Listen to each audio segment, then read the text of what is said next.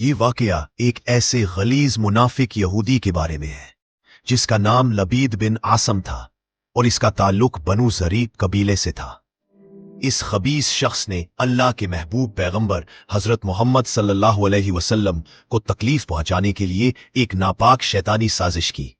لبید نے چالاکی اور موقع پرستی سے کام لیا اور نبی اکرم صلی اللہ علیہ وسلم کے قریب آ کر خاموشی سے آپ کی کنگھی سے کچھ بال چرا لیے۔ پھر ایک تاریک رات میں اس نے ان بالوں کو ایک خشک کھجور کے شگوفے میں رکھا اور اس میں 11 گرہیں گاٹھیں لگائیں۔ ہر گرہ پر اس نے جادوئی کلمات پھونکے جو شرک اور شیطانیت سے بھرے تھے۔ اس جادو کی گٹھڑی کو اس نے ایک پرانے کنویں کے اندر گہرائی میں موجود پتھر کے نیچے چھپا کر دفن کر دیا۔ جادو کے اثرات فوراً شروع ہو گئے اور 6 ماہ تک رسول اللہ صلی اللہ علیہ وسلم کو شدید ذہنی اور جسمانی تکلیف محسوس ہوتی رہی۔ آپ صلی اللہ علیہ وسلم کو عجیب و غریب وہم اور کمزوری لاحق ہو گئی تھی۔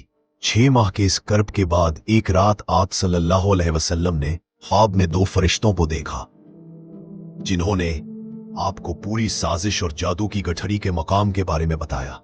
دوسری صبح حضرت جبریل امین علیہ السلام اللہ کے حکم سے سورۃ الفلق اور سورۃ الناس کی مبارک آیات لے کر نازل ہوئے۔ نبی صلی اللہ علیہ وسلم نے فوراً حضرت علی رضی اللہ عنہ، حضرت زبیر رضی اللہ عنہ اور حضرت عمار رضی اللہ عنہ کو اس کنویں کی طرف بھیجا۔ ان صحابہ کرام نے کنویں میں سے پانی نکالا اور اس پتھر کو ہٹایا تو وہاں وہ جادو کی بندھی ہوئی گٹھڑی برآمد ہوئی اور اسے آپ صلی اللہ علیہ وسلم کی خدمت میں پیش کیا گیا۔ رسول اللہ صلی اللہ علیہ وسلم نے جو ہی قرآنی آیات پڑھنی شروع کی تو حیرت انگیز طور پر ایک ایک کر کے وہ گرہیں خود ہی کھلتی گئیں۔ جب آخری گرہ کھلی تو نبی اکرم صلی اللہ علیہ وسلم اس طرح اٹھے جیسے آپ کے جسم سے زنجیریں توڑ دی گئی ہوں اور آپ کو مکمل شفا اور راحت مل گئی۔